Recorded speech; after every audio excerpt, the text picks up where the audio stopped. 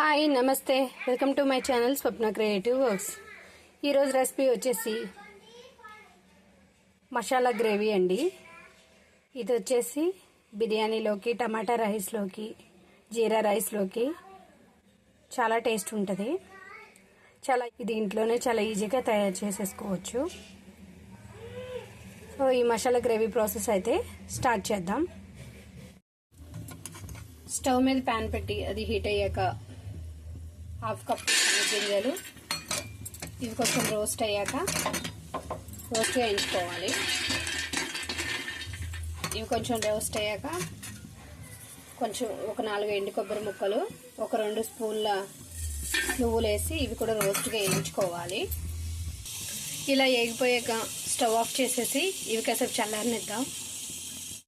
ఇవి ఇలా చల్లారాక ఒక మిక్సీ జార్లో తీసుకొని దాంట్లోనే ఒక 4 వెల్లుల్లి రెబ్బలు, చిన్న అల్లం ముక్క ఒకటి, 2 టమాటాలు ఇలా చిన్న ముక్కలుగా కట్ చేసుకొని వీటన్నిటిని కలిపి మెత్తగా పేస్ట్ చేసుకోవాలి. స్టవ్ మీద ఒక ప్యాన్ పెట్టి అందులో ఒక 2 స్పూన్ల ఆయిల్ పోసి అది హీట్ ఎక్కాక 1/2 స్పూన్ జీలకర్ర వేసి అది చిటిపట్లాడాక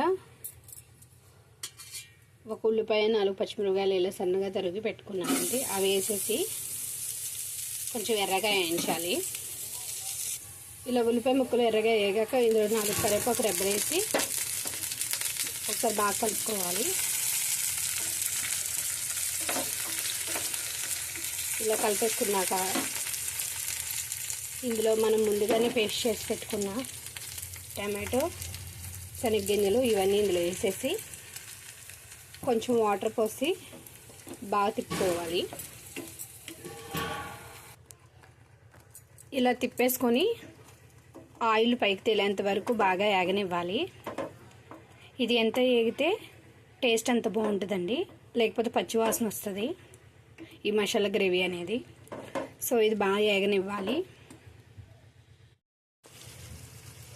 ఒక 5 నిమిషాల తర్వాత ఆయిల్ అయితే ఇలా పైకి వచ్చేస్తుందండి.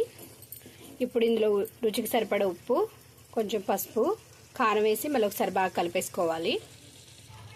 ఇలా కలిపేసుకున్నాక ఇందులో 1/2 టీ స్పూన్ గరం మసాలా వేసేసి మళ్ళీ ఒకసారి బాగా కలిపేసుకొని ఒక గ్లాస్ వాటర్ తీసుకోవాలండి.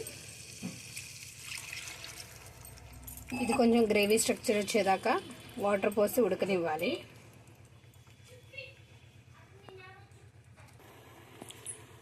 వాటర్ పోసేసి ఇలా తిప్పేసుకొని ఒక 5 నిమిషాలు అయితే మూత పెట్టి ఉడికించాలండి.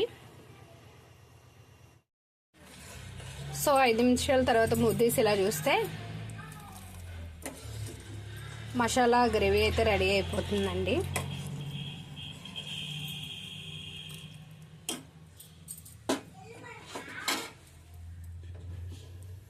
ఆయిల్ కూడా పైకి వచ్చేసింది. ఇదైతే రెడీ అయిపోయింది. సో స్టవ్ ఆఫ్ చేసేసి సర్వింగ్ బౌల్లోకి తీసుకుందాం. అంతే అండి, ఎంతో టేస్టీ అయిన మసాలా గ్రేవీ కర్రీ రెడీ అయిపోయింది. Please subscribe to my channel. Thanks for watching.